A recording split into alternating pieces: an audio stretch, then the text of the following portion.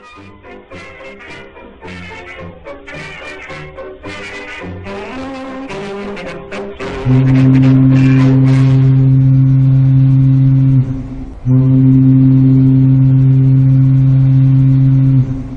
is the story of our summer holiday 2013. So, give it a go, Joan. It's 90 minutes by ship for us to reach the BC mainland. Our summer holiday this year starts without the usual airport hassle. We're on a road trip and about to head east through BC, into Montana, and then into Alberta. The Rockies are the first range of mountains after the Central Plains of North America. They extend nearly 5,000 kilometers.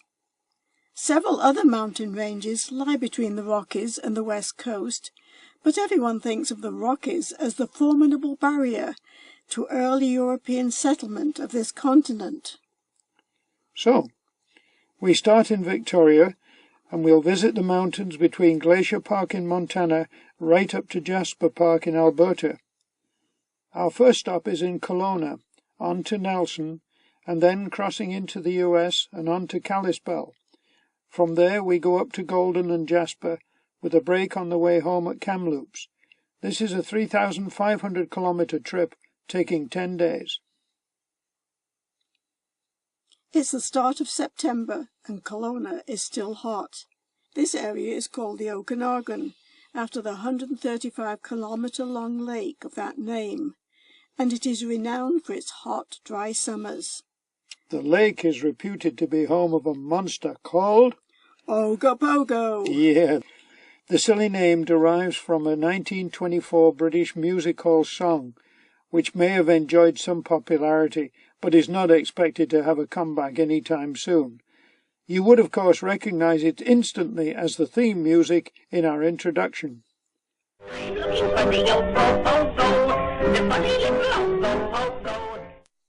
The lakeshore is attractive in Kelowna.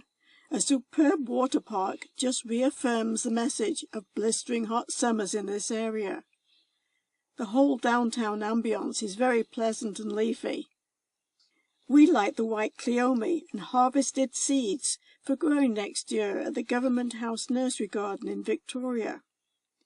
There are smaller communities along the lakeshore. This is at a farmer's market in Summerland.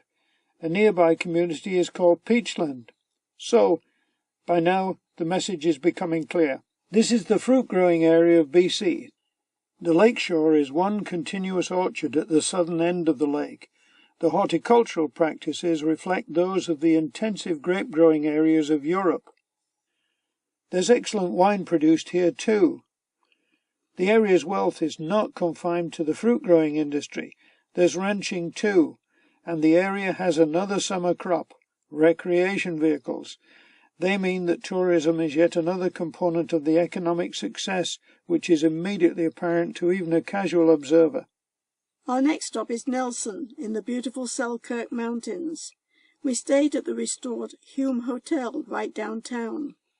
The check-in counter is a throwback to another time. This was a silver mining town that got so rich that the early shacks were replaced with elegant stone buildings. The principal architect was a Yorkshireman from Leeds, called Francis Rattenbury. He died just after we were born, and did so much to elevate the downtown core of Victoria from its earlier shantytown beginnings. US draft dodgers settled in Nelson during the Vietnam War in the 1970s. They gave the place a distinct and lasting character. Nelson is on an arm of Kootenay Lake, and an old streetcar still plies the shoreline as a tourist attraction. It must be one of the few streetcars to travel right through a Walmart parking lot. The combination is not good, regardless of how hard the driver pounds the bell. So, onward into Montana. Kalispell is the largest town close to Glacier National Park. The road through the park is called Going to the Sun Road and crosses the Continental Divide at Logan Pass. Water to the west goes to the Pacific, and the other way probably some of it winds up in Toronto or Memphis. This pass gets huge snowfalls, and the road is only open 3 months of the year. The park is really all about the road, so let's do it. Special red buses are one option, but we elect to drive. The buses congregate at the old MacDonald Lake Lodge. The lodge has the usual collection of yesteryear artifacts, but its free Wi-Fi seemed to capture most attention of those in the reception area. Just look, most have smartphones or tablets. We thought they came here to get away from it all. So, here's the journey to the summit. We're glad of sunny skies. This would be a very different experience in poorer weather.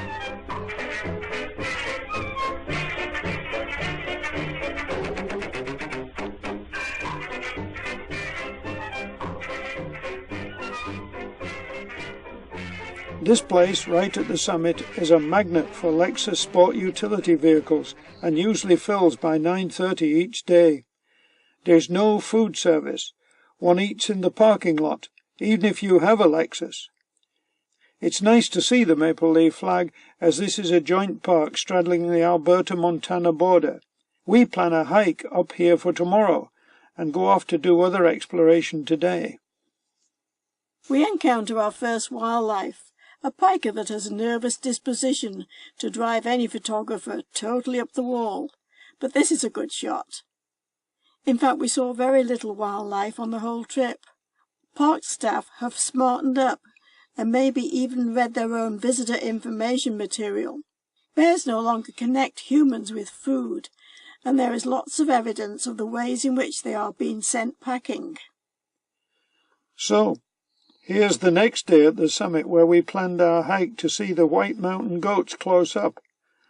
This is just low cloud, but the message is clear, and we change our plans for something in the sunshine lower down.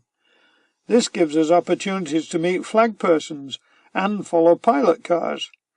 A big repair program has done much to ensure the road's survival.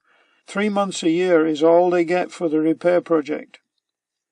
We are in our 14-year-old Nissan Maxima, and it's doing fine. The 3-litre engine is just about right for these mountains, and the US fuel prices are 2/3 those in Canada. So for this part of the trip, we are feeling very good. Here's the car at Apgar Village, close to the park's western entrance. Just a minimum of commercial activity here, and also at the general store at the lodge. Things are slower in these parts. You will notice that the general store still lists films as being available there. There is a direct correlation between the disappearance of the glaciers and the film availability in the store. No glaciers, no film. We're headed north now to Golden in BC. Just east of Golden is a prime Asian tourist destination, the Canadian Rockies. The town of Lake Louise is just over the Kicking Horse Pass, and world-famous Banff is close by. Actually, when we were going over the Kicking Horse Pass, we saw 4 huge horse trailers carrying the horses of the RCMP musical ride. Lake Louise is our focus, as our whole family went skiing there twice. In those days we stayed at the King's Domain, seen here after a significant recent renovation job. It's now part of the Lake Louise Inn complex. The Pipestone River thunders away at the end of the property. Trains here seem to run only at night, and they also sound a lot closer than they actually are. The ski area has great hills and usually good snow. The front face of Mount Whitehorn has 3 lifts from the valley floor to the top. In summer, one shells out $30 just to go to the mid-station on one lift. So, what have we got to lose? Time for a real memory lane trip.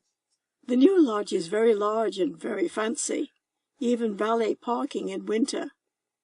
We get our tickets, take instructions on how to feed the bears, or not, and off we go.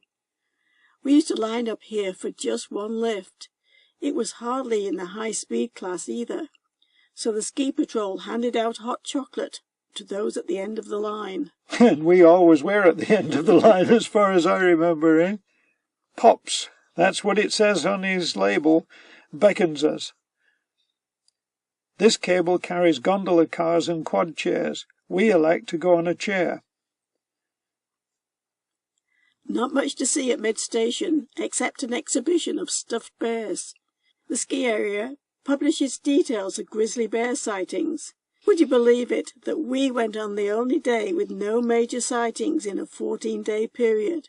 The ski area also publishes bear photos taken by visitors to the resort, so we borrow one to remind ourselves to get luckier next time. The ride down is something not soon forgotten, with the distant view of Lake Louise and its enclosing mountain giants. Lake Louise attracts millions of visitors for obvious reasons. We walked all the way to the far end, and back, of course. Many of the world's languages can be heard along the way. Fully charged camera batteries are a good idea here. The next stop is Jasper. The Icefields Parkway is not to be missed. The bridge at the start as we leave Lake Louise is for wildlife. Maybe we'll get lucky on this part of the trip. This section of our journey is not just any old road trip. The Icefields Parkway is stunning. Mountains, lakes and glaciers zoom by for a couple of hours. The road is glacier heaven. The few remaining bits of glaciers in Montana are nothing compared to this area's offerings. We have now driven this road twice, and it remains right at the top of our list of scenic drives. All driving comes to a sudden stop when wildlife shows up. An arrogant-looking mountain sheep indeed. The huge moose is not to be trifled with. The coat is so silky it even suggests grooming. This is a shot with a long lens. Getting close is ill-advised. You would think that the history of the West is all about horses and covered wagons. Well, according to Hollywood, it is. However, the truth is that it's all about railways. This is at the station in Jasper. Although these posters from the early 20th century promote Canada in the context of railway services to get there, the Canadian National Railways was at the time owned by the government. This poster campaign is aimed squarely at potential European immigrants. We actually immigrated to Canada in 1962 on a steamship owned by Canadian Pacific and transferred to one of their trains going from the port of St. John's to Ottawa. The present-day Rocky Mountaineer train is popular with tourists and uses the former Canadian National Railways tracks from Vancouver through Kamloops and on to Jasper. It can be seen in the station here late in the day. A must-see Jasper attraction is Maligne Lake, which is quite a drive out of town, but really worth it if you can beat the tourist crowds. We come very early and enjoy the tranquility for a while. The idea was to rent a canoe, but reference to the car display on this day suggests that this would not be quite the experience we wanted. We actually spent the rest of the morning exploring the canyon of the Maligne River. It's deep and very narrow. It's only fully accessible in winter when the river is frozen. We have a great walk and stare down at the surging and colourful torrent far below. Finally it warms up, and the nearby lakes look inviting to us canoe aspirants.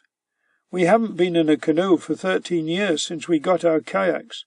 We also have never been in a canoe in such idyllic surroundings.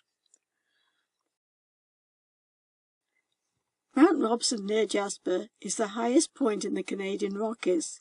The title for the whole of the Rockies goes to Mount Elbert in Colorado, which is 400 meters higher than even this magnificent peak. Our journey home involves an overnight in Kamloops, along with many tourists from the Rocky Mountaineer in the hotel as well. The train only feeds its guests and has no sleeping cars. Leaving Kamloops, we encounter something quite rare, traffic, which finally culminates in a ferry lineup. End of a great trip. Farewell to the mainland as we think about the final page of our holiday album. What about all these postcard images that attract so many visitors to Western Canada, albeit using somewhat exaggerated brilliant colours?